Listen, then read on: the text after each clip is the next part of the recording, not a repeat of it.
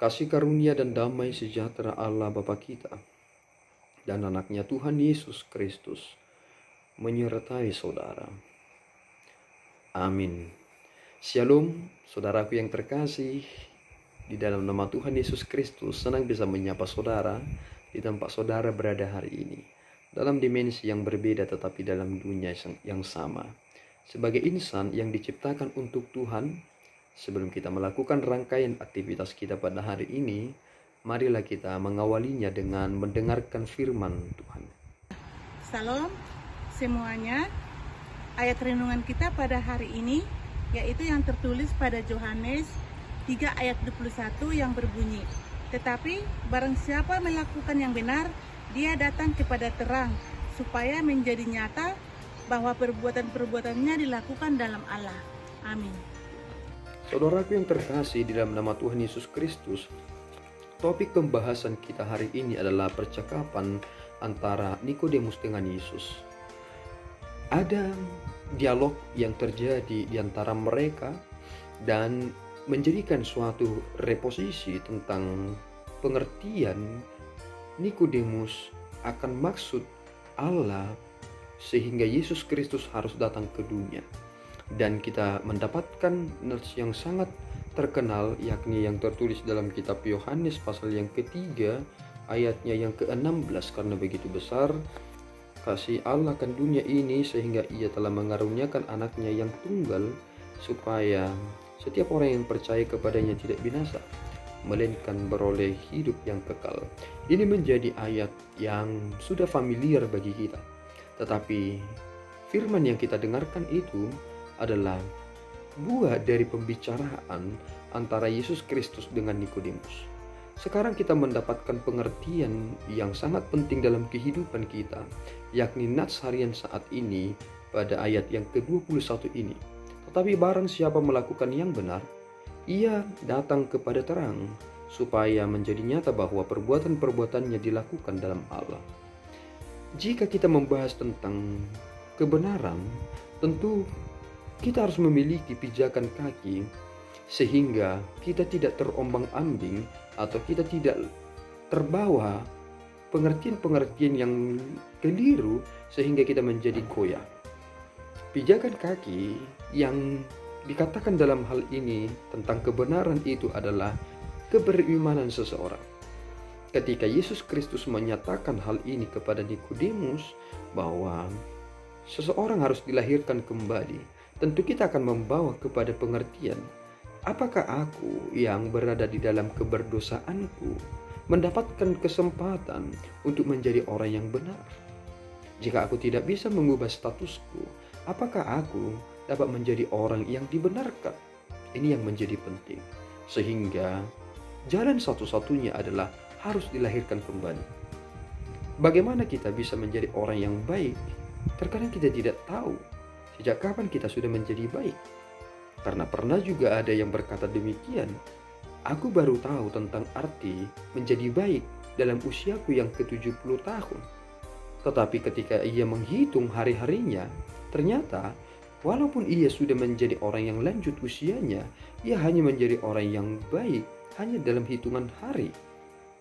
Selama ini dia telah belajar banyak, tetapi cara dia mempelajari segala sesuatunya tidak memberikan kesimpulan tentang bagaimana menjadi orang yang baik. Dan kini ketika kita memposisikan diri kita tentang hal ini, kita terkadang jika memiliki suatu kesalahan, kita langsung menyembunyikan itu. Kita tidak mau dipermalukan tentang kebersalahan kita di hadapan umum. Itu mengapa ketika ada seseorang melakukan yang tidak baik, ia langsung lari atau menghindar dari orang-orang banyak supaya ia tidak mendapatkan cacian atau makian atau mendapatkan hukuman ketika kesalahannya ditemukan di tempat orang banyak tersebut.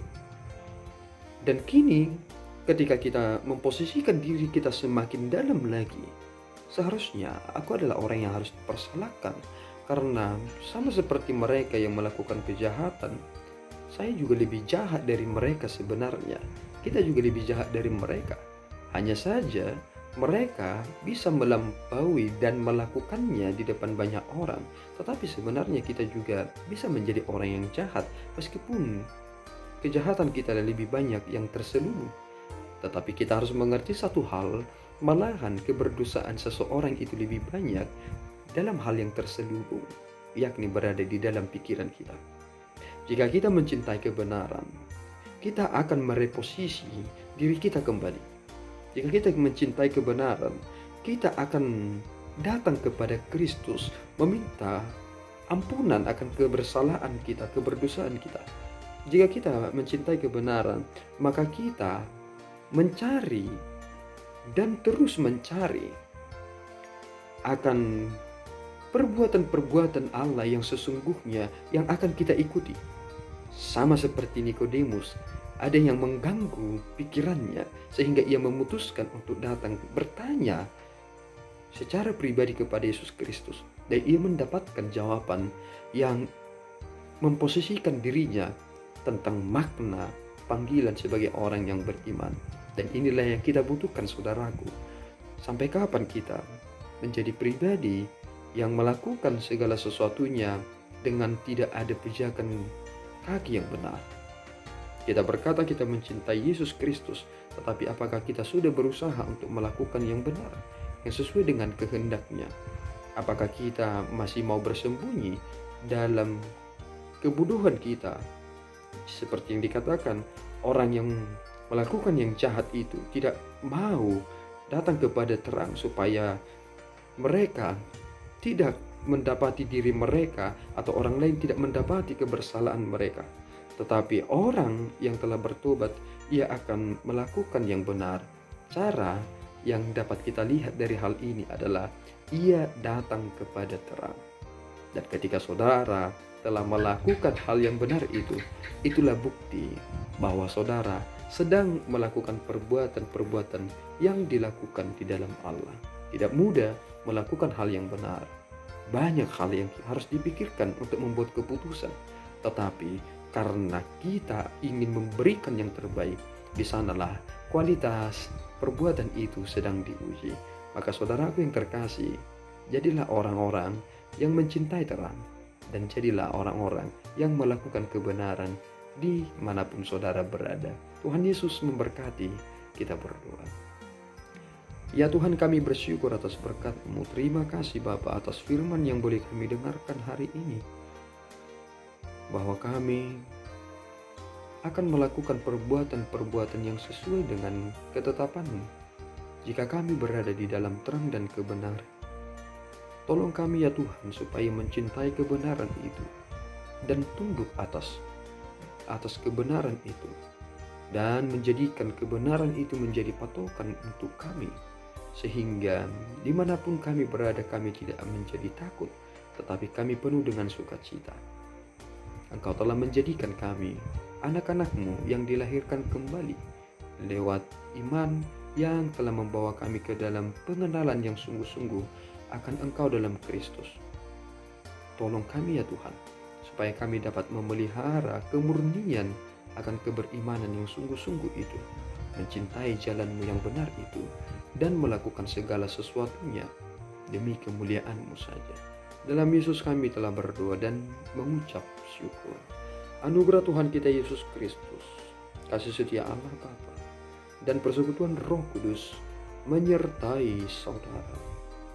Amin. Tuhan Yesus memberkati.